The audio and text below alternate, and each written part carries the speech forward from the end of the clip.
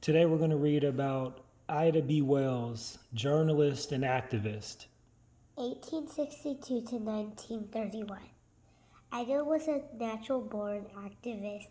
Wherever she saw injustice, she stood up against it.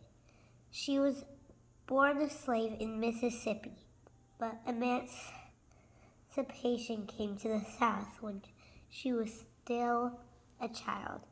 And this meant she had the opportunity to get an education. After college, she worked as a teacher but lost her job for criticizing the poor conditions of the black segregated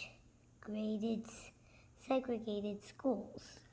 In 1884, 71 years before Rosa Parks refused to give up her seat on the bus in Montgomery, Alabama, Ida refused to leave her seat in the women's car on a train in Memphis, Tennessee.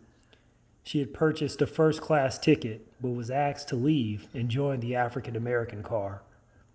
Ida did not go quietly. She filed a lawsuit against the railroad and eventually won her case. There was no rule that said black women could not ride in the women's car. However, segregation legislation was soon implemented in Tennessee, and Ida received no further justice in the matter. 3 years later, her case was overturned.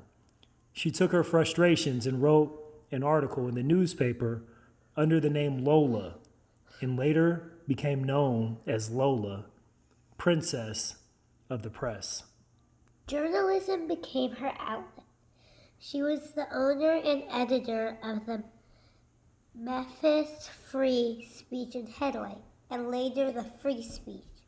She took a major stance against lynching and faced death threats for her words. In 1898, she led a huge anti-lynching campaign all the way to the White House. Ida knew the power of words and knowledge and continued to use her voice and stand up for what was right.